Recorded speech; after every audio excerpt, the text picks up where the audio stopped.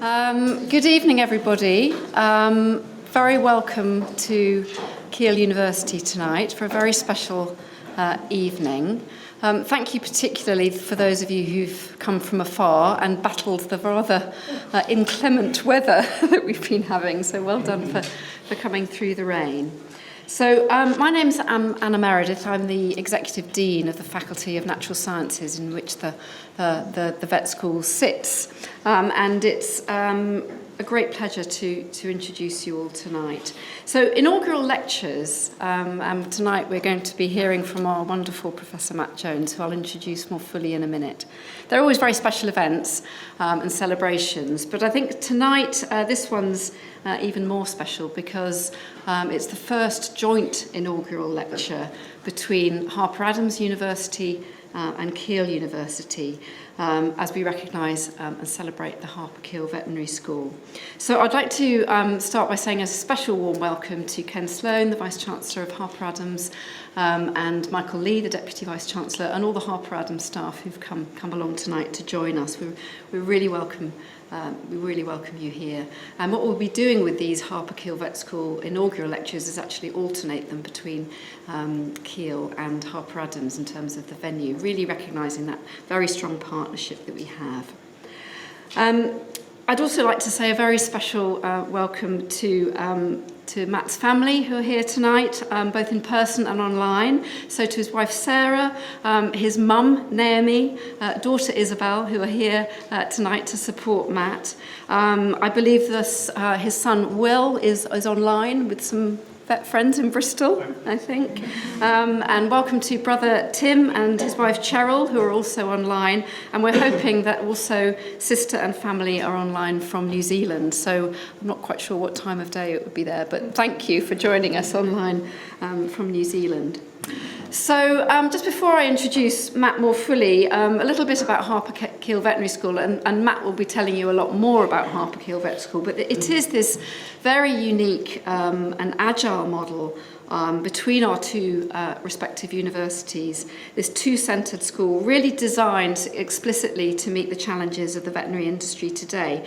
And its strength lies in the fact that it brings together our two institutions and their respective strengths and their facilities and expertise. And I say it really is a unique model in the UK and one of which we're very proud. From Harper Adams, obviously it's very long and very strong pedigree in animal sciences, in veterinary nursing, veterinary physiotherapy, and agricultural sustainability. And from the Keele side, again, we've got a long history in life sciences, human medicine, and environmental science. And if you combine that together, that's about 186 years or so of heritage in the combined animal, human, and environmental health fields, or One Health, as it's now referred to. So on to Matt. I'm delighted to introduce you to Professor Matt Jones. Professor Matt Jones was appointed as the founding head of the Harper and Keele Veterinary School back in May 2019. And he really is the driving force for establishing the school along with a very talented team and developing its vision and strategy. He joined the school from the University of Surrey, where he was Director of Veterinary Partnerships and Animal Resources and was previously Director of Clinical Education. Looking back a bit into Matt's background, he completed an undergraduate degree in cell biology and a PhD in radiation oncology at the University of Liverpool School of Medicine. He then subsequently worked in the veterinary pathology department at Liverpool before only then completing his degree in veterinary science. So a really interesting background and career to date, ending up with us here at the Harper Keele Veterinary School. After working also in companion animal and equine practice, he moved into the pharmaceutical industry, initially with Merial and then with Novartis, leading both research and development and commercial teams. And Matt's also a council member of the Royal College of Veterinary Surgeons, and he also chairs the Vet Schools Council EDI working group. So that's enough from me, and without further ado, I'd like to welcome Professor Matt Jones to give his inaugural lecture with the title, All Partners Great and Small, Veterinary Education Models in a Dynamic Landscape. Please give Matt a very warm welcome.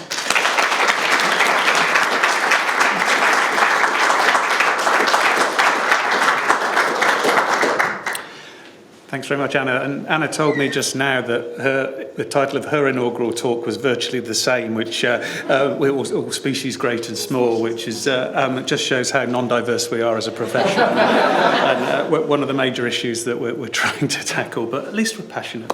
So great to see you all. So first, get the excuses out of the way first. I'm going to be running this off some notes. We had a few IT things, so I'm going with 2 fingers. They've got to be synchronised for advancing the notes and advancing the slides as well. So do bear with me in case any of it goes wrong. It could be even funnier than I hope it might be if they get out of sequence. It could end up like a 2 Ronnie sketch. So that's the first little bit. But wouldn't normally use notes, actually. I don't like reading notes, but a blend of the personal and professional is quite challenging, and we're very used to presenting our professional slides and talking around them and digressing and whatever, but trying to weave it with the personal, it was a bit high risk, really. So I decided to go with the notes. So forgive me if that's not very engaging, but hopefully the content will spark your interest.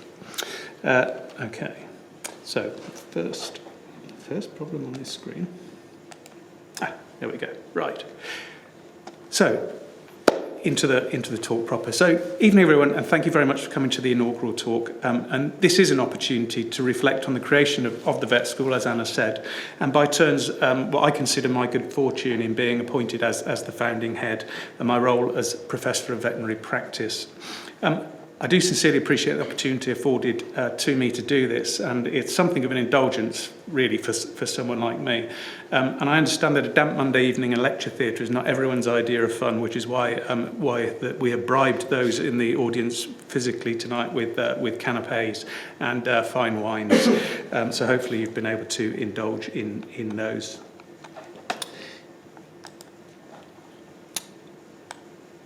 So, as Anna said, my wife Sarah, daughter Izzy and mum are here this evening to keep an eye on me, and we do have a few folks joining online, so saying hi to all of you. We signed a few more up at a farewell party for mum yesterday. A bit more about that in a minute. So there may be a few of you out there. I'm not sure. This could be a cast of thousands, and with a family the size of ours, it probably is.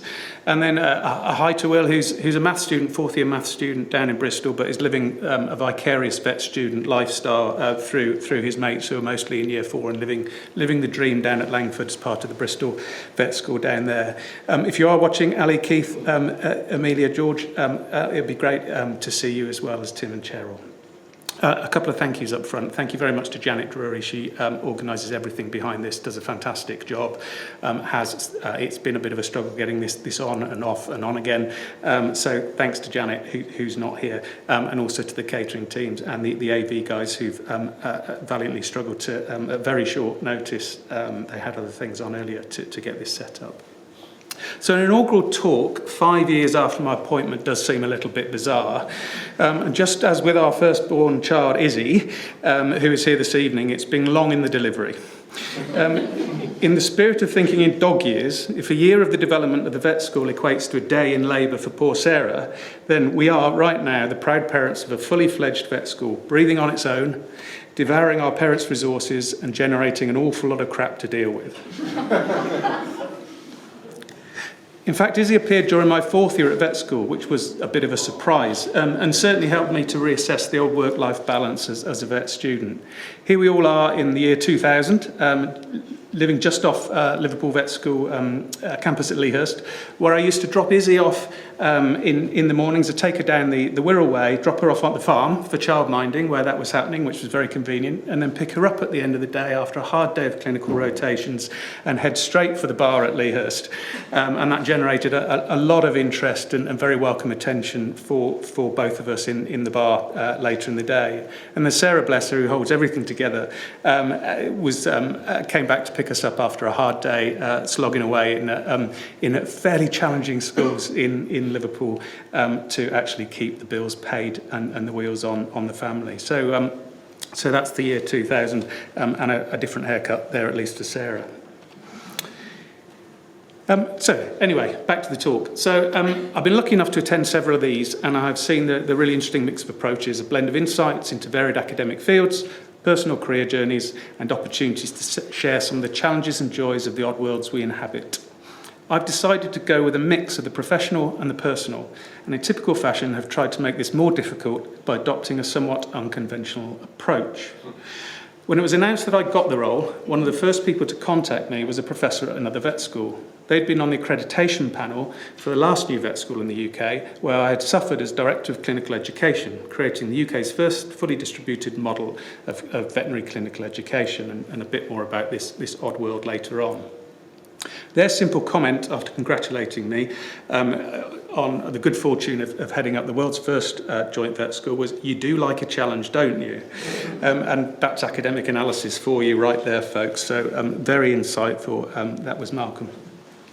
So by way of attempting to make this talk more engaging than it might otherwise be, and to convince you to try something you don't necessarily like, I've taken the approach of one of my more recent heroes, the late Stephen Sondheim. A good friend of mine who I worked with 20-odd years ago had tried to nerve to persuade me of the genius of Sondheim. She felt he would be, at some unspecified time in the future, recognised as a latter-day Shakespeare. And being a Luddite that I am, I never really got Shakespeare, and given that Sondheim's tunes and jokes were better, I finally got round to engaging with his work and now had the epiphany for myself.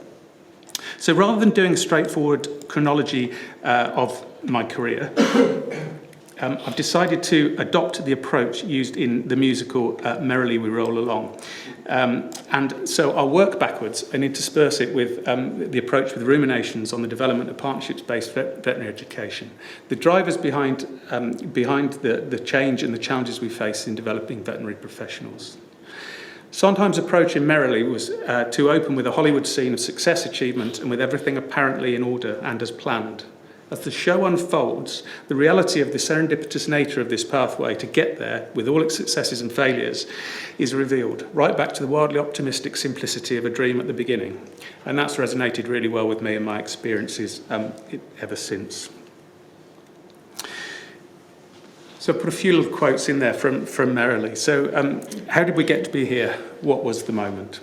So what is here and where are we? Harper Vet School, as Anna's already alluded to, is a unique model of veterinary education built on the ambitions of two universities. We launched in 2020 during the COVID pandemic, which was nice, but through the huge efforts of our colleagues and the students themselves, we've got one of our students here today, so I'm really proud of you, we managed to keep the wheels on and are now barrelling towards graduating our first cohort next year. The founding ethos of the school was combining the excellence of two established successful universities, again, just echoing Anna's comments. The many components required to create a vet school were complementary across those two, which was really, a really great starting point. So the joint model brings a very rich set of resources and expertise to ensure that we could be successful. We've also had the good fortune to be able to learn from those who have broken new ground in our field, moving veterinary clinical training from university-owned teaching hospitals to networks of commercially owned and operated vet practices. There are various iterations of these new models which have been elegantly described by the late Fraser Allen, former Dean at Sydney Vet School. Fraser and his colleagues published this review in 2022, which set out broad categories of the existing models of veterinary clinical education. These range from the traditional university clinics to fully distributed models, whereby the workplace-based learning elements of the curriculum, essentially the final year, are hosted entirely in non-university practices. Each type of model has its inevitable pros and cons. Control and influence by the head of school, obviously very important to me, the degree to which clinical academic staff may or may not be embedded in those practices, risk management, including financial and quality assurance matters and governance, alignment with the educational model present at the school, and the potential for scalability or other agile responses to our ever-changing circumstances in our profession and our animal health industries. So what is the Harper and Keele Vet School model? I refer to it as a hybrid model, since there is a partnership network there, but it is also we also have a teaching hospital to host small animal rotations and other elements of the curriculum. The twist is the nature of the teaching hospital, Garden Vets at Keele, across the way. This has been co-developed with a small group of investors to prospectus that I developed based on the needs of contemporary veterinary undergraduate curriculum. All those behind the project are either vets who have successfully created their own practices, or those from unrelated sectors who have identified the huge potential and unmet need for a different kind of practice in ours, focusing on the use of technology and alternative approaches to practice business and operations. The blueprint was developed through extensive strategic planning, drawing on the insights of those who had long recognised the urgent need for change and pushed to think more radically by those who had led transformation projects in other sectors. These efforts have led to a 40-year project that embeds teaching, research and community into a novel business model. I'd like to take this opportunity to thank those who have stayed supportive of this very ambitious but much needed new approach, especially during the inevitable challenging times of creation, initially during the COVID pandemic and as we launched, with further inevitable developments along the way. It's been satisfying to see how we've created a new approach that has attracted attention from multiple vet schools in the UK and internationally, both long established and new schools in development, all trying to adapt to a rapidly changing educational landscape, driven by the regulator, the profession and the animal health industries. Some of you may be aware of the Competition and Markets Authority investigation into veterinary services, which is currently underway. This is focused on transparency, pricing and corporatisation of practices that has led to the potential for monopoly positions in some geographies. We as vet schools have recently been asked to submit evidence and be questioned about the educational aspects of veterinary practice and the associated teaching hospitals. I'm glad to say the model we have developed here has addressed most of the key issues raised with its unique and transparent, fully inclusive subscription model. The CMA's very strong focus on our industry has highlighted the need for change, and we're pleased to have created an alternative approach that preemptively took on the challenges. I want to tell you a little bit about what we do as a vet school. One of the genuine honours of my role has been given the freedom to be able to shape our areas of focus that will go on to define what the Harper Keele Vet School is in the future. With the rapid increase in knowledge, technology and the ever-growing animal health industries, it's impossible now for any vet school, old or new, to be all things to all people. Therefore, we need to select the areas in which we feel we can make most difference. This graphic is taken from our strategic planning, an approach introduced by the team behind Garden Vets, one of whom is here tonight, great to see you, Darren, which I then wanted to apply to our school. It highlights the complex and dynamic landscape we currently inhabit, setting out the challenges and opportunities afforded to us. This approach has been used by many and varied large organisations, and one of the key elements is that everything created in the structured panels come from contributions by a very wide range of stakeholders. Colleagues in the school, students, those from our parent institutions, the animal health and veterinary industries and so on. From this work emerged three focused strategic themes that build on pre-existing expertise of one or both university and are in areas of current unmet need in our profession and industry.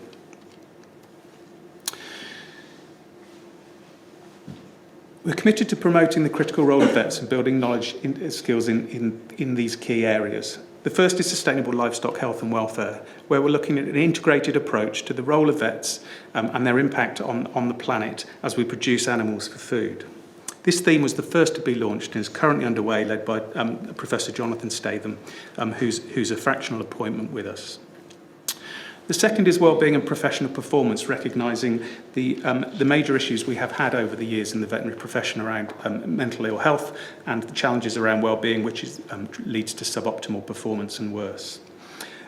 This theme is now up and running, has been so for a couple of years, and is led by Professor Jason Spendelow, a clinical psychologist who started to create a novel approach and a framework for reframing how we look at mental health in our profession, taking a much more occupational health approach and creating three areas: the development and giving equal status of individual psychological skills to those professional and clinical skills that we also teach, integrating them across the curriculum, and then looking at the concept of psychologically healthy organisations. Into what environments do we put our students to train? Into what environments do we put our graduates to practice?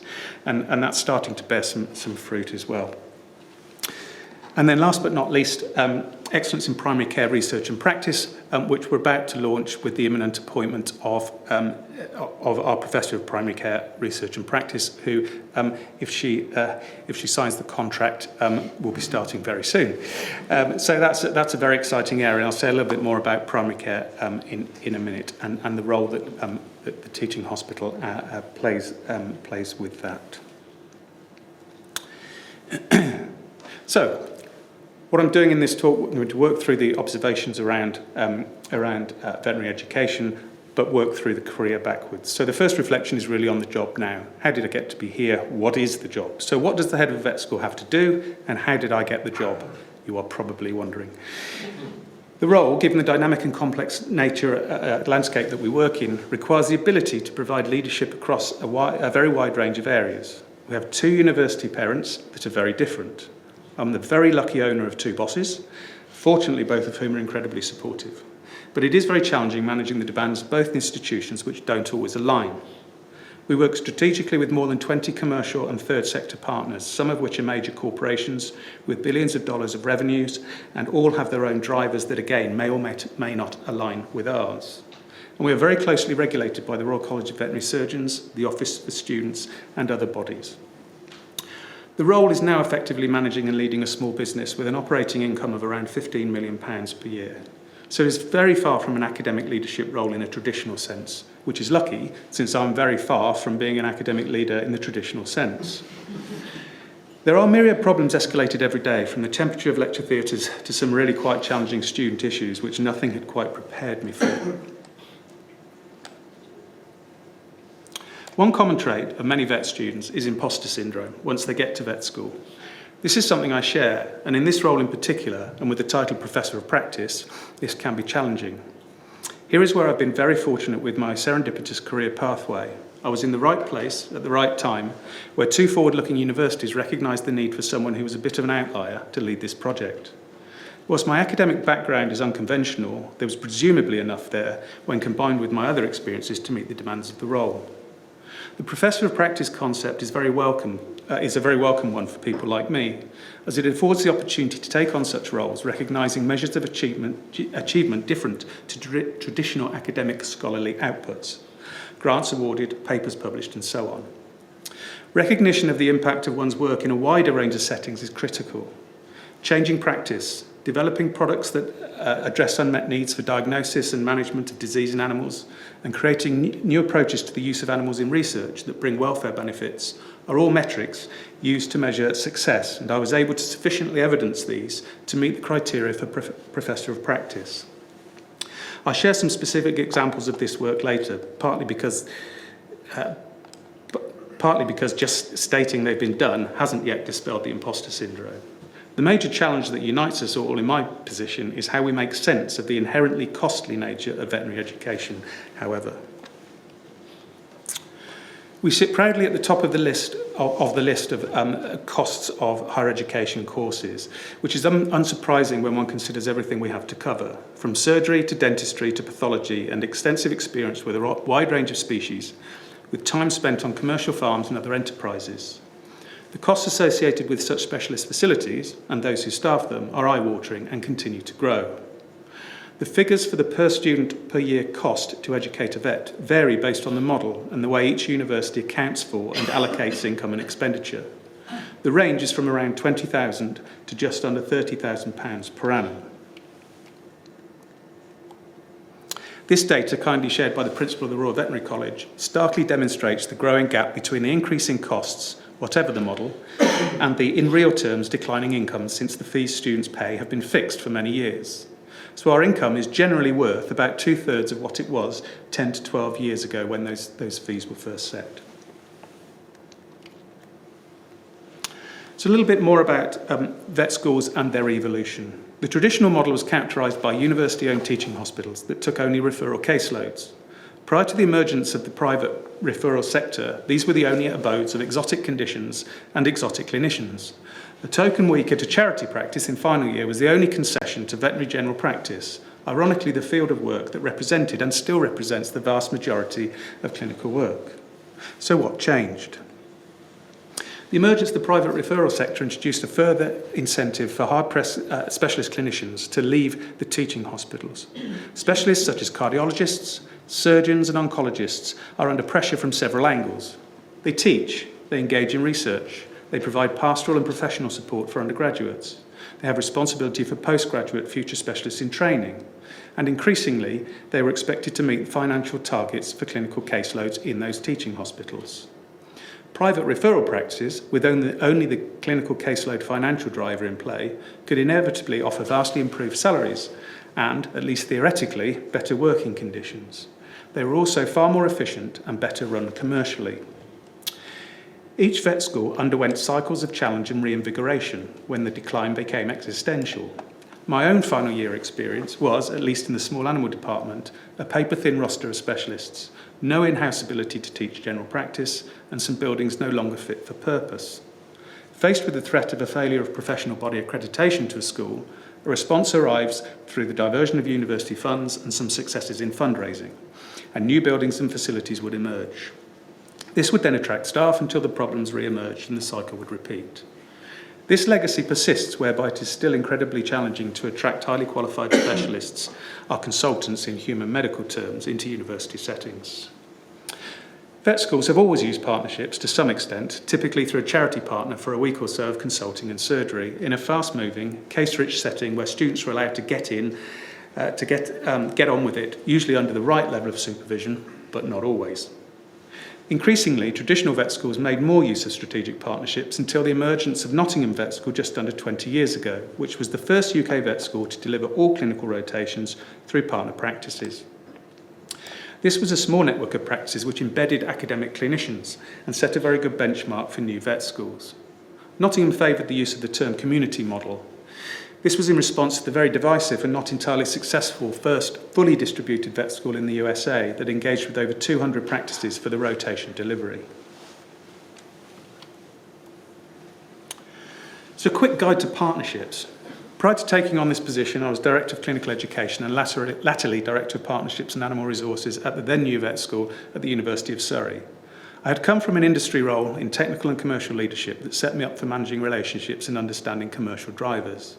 Again, I was very fortunate to be in the right place at the right time, where a new vet school, signed up for a fully distributed model of clinical education, wanted someone who could navigate the complex and challenging world of veterinary businesses and the sometimes tricky characters who own and run them.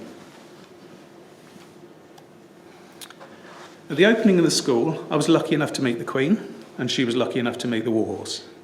My role that day was to introduce her to some of the partners we worked with. And I think these images accurately capture the terror of trying to deliver something as critical as a professional education through partners, many of whom bring their own very distinct views and behaviours into the mix. All of them, however, do come with positive intentions to contribute to and help to evolve veterinary teaching and research. So breaking down vet schools a little bit more, I like to think of the concept of how we build a vet. For the remainder of the talk, I'm going to focus on what goes into this and continue our backwards journey through my career where it's illustrative. You'll all have your own image of what a vet looks like and what qualities you would want to see in a vet. We're a profession that the public feels very ready to comment on, and the human-animal bond is such that we routinely work with emotions riding high, through problems with animals as close companions to those integral to livelihoods. Vets on day one of graduating are surgeons, dentists, pathologists, scientists, public health officials, business advisors, behaviourists, and much more besides. As knowledge has expanded and the industry changed, there has been a shift towards a different approach to undergraduate veterinary education, moving from knowledge and skills acquisition to competencies. You'll note how the emphasis has changed to bring in a whole host of attributes and approaches that most of you would not consider when you create a pen portrait of the typical vet. We'll expand on the clinical practice-based areas in a moment, but just now want to consider research, since it is not explicit here, and that way of doing things fits better with the reverse chronology of my career. Our graduates are required to have research skills, and we're required to teach them in a research-informed environment. The funding for veterinary research, however, is generally poor, especially when we benchmark against human health funding, and that available for more fundamental life sciences research. This has resulted in a paucity of evidence for many of our common conditions we encounter with animals under our care. Our strategic themes at the vet school aim to make a contribution to these areas to generate new information in those areas critical to the profession and industry and that can have impacts to change practice. Here we shuffle sideways again to take a peek into what I was up to between about 2005 and 2012. I worked in the pharmaceutical industry, as Anna mentioned, on a wide range of projects for companies that set a very high premium on knowledge exchange and publishing research and development work wherever possible, and that's not always the case. This study that I've highlighted here, which I led on, was the pivotal registration trial for a novel anthelmintic in sheep. That's a wormer for sheep. And I led on the multi-million-pound project for Europe.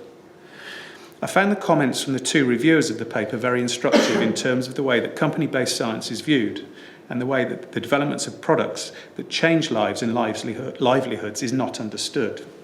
Reviewer 1 stated that because this was an industry-funded clinical trial, it had no merit whatsoever.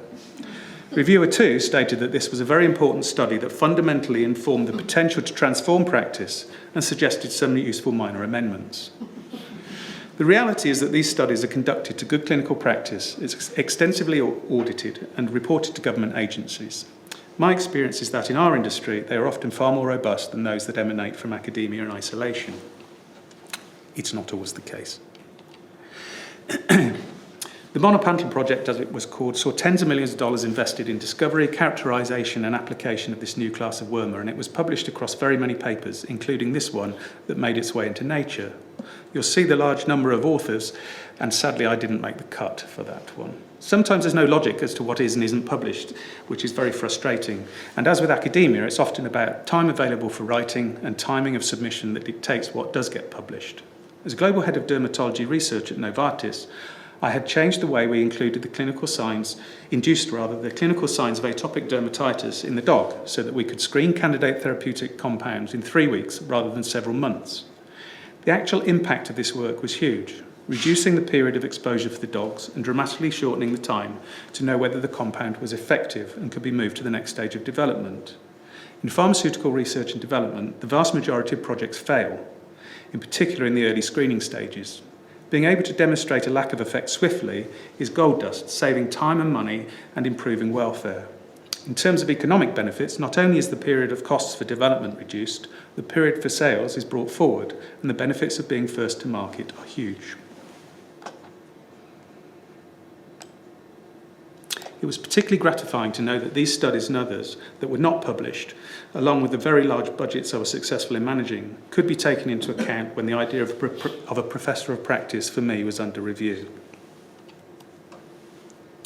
So what about clinical education? The new RCVS accreditation standards by which we are judged, and we have our final visit next May, have evolved and now explicitly state a majority of clinical education must be in a general practice setting.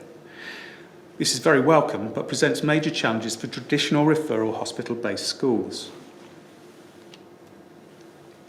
Traditionally, we have used caseloads at the extreme end of this spectrum of presentations, which actually represent the minority that graduates engage with.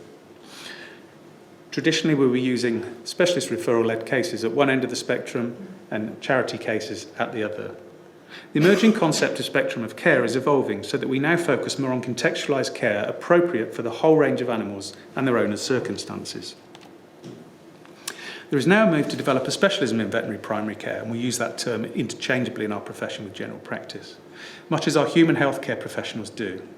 With primary care as one of our 3 strategic focus areas and the imminent appointment of a professorial post to lead for us in this field, we're well placed to respond. So what about me and clinical work? Each time my career moved on to something new, my mother, who's here today, would say to anyone who'd listen, "He's not a real vet anymore." To which the startled person would reply, "You must be so disappointed, especially after how long it took him to get into vet school." So I must mention that I really was a real vet for a few years. I had a wonderful first practice job with 2 very supportive bosses, one a small animal clinician and the other an equine one. Both were highly competent and great mentors and gave me the support and confidence I needed to thrive. This job was in Wolverhampton, and we lived in the area for a couple of years. Mum moved up to look after Izzy and has remained in the same house for the last 23 years. Sorry. So when we moved back for my current role, we were moving back to be close to her. We had a deadline to get this talk in the diary before this Wednesday, as Mum is heading for a new life in New Zealand. To live with my sister, where she'll be much happier. My sister needs some brother-in-law, who is, even though he's older than me, still a real dentist. After that, I was unfortunately attracted to the dazzling lights of specialist equine practice. The work was exceptionally interesting, with a range of clients spanning royalty, celebrity, Olympic horses and overweight pleasure horses. We worked phenomenally long hours under difficult conditions and for very little money, but it was absolutely not those factors which led me to leave. There were two things, one of course more important than the other. Here's Izzy and Will at that time, but the scene was a pretty rare one, as I was often not around when they were for days at a time. Having seen the toxic effects this had on the partners in the equine practice, and coupled with the complete lack of interest in our career development, I made the difficult decision to leave and join the pharmaceutical industry. Probably the best decision I ever made, and the single most important piece of advice I give to students. You have options. Don't get stuck and don't get miserable. The consequences of which, as we know all too well, can be devastating. I did get out of it the chance to be a racecourse vet and the tie I'm wearing, which makes me look like a proper grown-up vet, at least for one evening. So, working backwards, I finally got into vet school at the ripe old age of 28, after several failed attempts. Here I am, clueless in the lambing shed, with a dodgy smile and dodgier handling technique. At least... Oh, there's some notes missing there. Yeah, this is the perils. And here I am leading my cousin's daughter on the pony, absolutely, completely unaware that she's about to fall off. But at least she had appropriate PPE on, for which we'd be very happy in our educational world. Prior to getting into vet school, I'd used the time between my early attempts to gain a degree in cell biology and a PhD in radiation oncology, both at Liverpool and the latter in the medical school. I also did a short postdoc with Stuart Carter in the veterinary pathology department, and he was instrumental in getting me properly ready to try again. Liverpool is therefore very much our spiritual home. It's where Sarah and I met, Izzy was born, and my patchy approach to studying did actually yield 3 degrees. The picture is not actually Izzy, but we practice parenting with various dogs and cousins' offspring. With Mum abandoning us for a new life with a real dentist, I've uncovered some of my earlier attempts at getting into vet school. It's interesting to see that the interests and motivations of a wannabe vet are exactly the same now as they were nearly 40 years ago. The practice reference also evidences what employers have always wanted, which is based on communication skills, fit into the practice, and being day one ready. To get these skills and experiences, unfortunately, requires connections, and the lack of these for most, coupled with the costs and safeguarding barriers now associated with letting teenagers get fully embedded in practice life, means that we are still an extremely non-diverse profession. At the school, we're focusing heavily on addressing this challenge, and again, this is being achieved through our strategic partners, affording access to students who wouldn't otherwise get it through their own connections. And huge thanks to Horizon Dairy Vets and Garden Vets at Keele for affording those opportunities and working with us to bring students from backgrounds where they wouldn't normally have them to get on their journey to vet school, and they're fully supported in doing that. At sector level, we have also just launched a landmark initiative to try to further address these challenges, and I was very fortunate to be asked to chair the EDI action plan, as was mentioned before, chair the working group in this endeavour for Vet Schools Council, and this report is just about to be published, which will hopefully transform our approach, getting us more harmonised as vet schools and creating genuine opportunities for students from those disadvantaged and underrepresented backgrounds. Personally, I was very lucky to have farming in the family, and although we had no money as kids, we had all the opportunities to develop our interest in animals and agriculture. Here I am with my cousins on my uncle's farm in another classic example of excellent horsemanship. So, huge thanks to Mum and Dad, who supported me through the failures and created the environment to gain my interest and to thrive. And here they both are. So that's Mum winning her prize, showing the dairy shorthorns. Is it a dairy shorthorn, Mum? Is your Hereford? Is your Hereford? No. All right, okay. And there's Dad on the tractor, possibly as his time as an apprentice gamekeeper before he went on to do other things. And finally, to Sarah, who has supported us all through vet school and beyond. couldn't have done any of it without her, and she's always been there, and she's still here, and she's basically made the whole thing happen for me. So that's the end of the talk. I just want to make a couple of quick acknowledgements for a couple of people who aren't here, but I think in terms of the genesis of the vet school, it occurred to me there are a couple of constants, one from Harper and one from Keele. Jonathan Wassling, who's Anna's predecessor, I don't know if Jonathan's joining us online, but if he is, then it would be really good to acknowledge the key role that Jonathan played as perhaps the godfather, if you like, of this vet school. And again, a huge support in the more challenging times. Jonathan's moved on to be Deputy Vice-Chancellor at Brunel University, and it's just amazing to have Anna now, who knows our sector even better, to come in and help us through this final stage. So that support has been there all the way through. And then I'd like to mention Liz Fiore, who's Chief Financial Officer at Harper Adams, who's been there from the start, understands the details and in particular the financial ones, but always rode to the rescue, quietly worked in the background to troubleshoot, gave me huge support and made sure that there was continuity in the programme and the support that we've received whilst the leadership at the university changed. Having Michael and Ken now taking that on, along with Liz still present, is fantastic, and we are tremendously well supported in that way. So that's it, folks. Thanks for bearing with me. It's an odd approach where you're trying to blend the personal and the professional, and it doesn't always work very well. I hope there's been something of interest in there, and I believe we are permitted for some questions if there are any, or discussions, or criticisms, or I just won't be doing any cat spays on the table now on request, which is something that did happen in the early days. So, but we won't go into that. Okay, thanks very much for your time. And